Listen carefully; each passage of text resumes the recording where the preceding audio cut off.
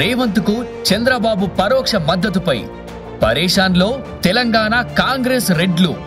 చంద్రబాబు మద్దతు కాంగ్రెస్ పార్టీపై ప్రేమతో ఇస్తే తప్పులేదు, కానీ తన శిష్యుడు రేవంత్ను సింహాసనం మీద కూర్చోబెట్టడం కోసమే అయితే మాత్రం తమకు ముప్పు తప్పదనే ఆలోచనలో కాంగ్రెస్ రెడ్డి వర్గం ఉన్నట్లు తెలుస్తుంది. ఒకనాడు కమ్మ ఆధిపత్యాన్ని సహించలేకనే రెడ్డిలంతా వైఎస్ఆర్తో జతకట్టి కాంగ్రెస్ ని అధికారంలోకి తీసుకొచ్చిన మాట వాస్తవం.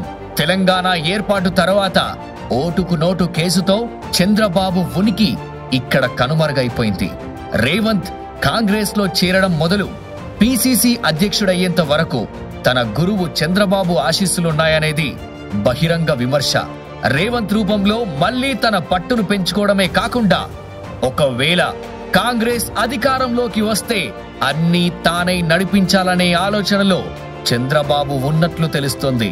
అందులో భాగంగానే కమ్మ ఓట్లు చీలకుండా తెలంగాణలో టీడీపీని పోటీకి దూరంగా ఉంచినట్లు స్వయంగా తెలంగాణ టీడీపీ అధ్యక్షుడు కాసాని జ్ఞానేశ్వర్ చెప్పడంతో చంద్రబాబు మదిలోని ఆలోచన బట్టబయలైంది. ఆయన ఏం మాట్లాడుతుండో ఆ దేవునికే తెలుసు. ఈయన ఎంత చిన్న పిల్లల లెక్క మాట్లాడుతుండంటే, నాకు తెలంగాణతో సంబంధమే లేదు, ఆంధ్ర నేను చూసుకుని నేను అక్కడ రాను, నువ్వు అక్కడ రావు, ఇక్కడ ఉన్నోనికి అప్పచెప్పాలి కదా, నువ్వేందుకు మళ్ళీ పెత్తనం చేస్తున్నావు? అసలు ఎలక్షన్స్ అనేది నిలబడే క్యాండిడేట్స్ నిలబడతామనేది వస్తారు తప్ప వేరే పార్టీ కంటే చాలా మంది కాంగ్రెస్కు చేయిందనేది ఒక వాదన వచ్చింది.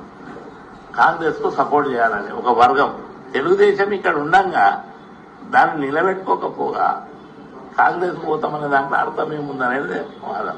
తాజా పరిణామాలతో తెలంగాణ కాంగ్రెస్ రెడ్లతో పాటు కాంగ్రెస్ పార్టీ అధిష్టానం సైతం ఆత్మ పరిశీలనలో పడ్డట్లు తెలుస్తోంది.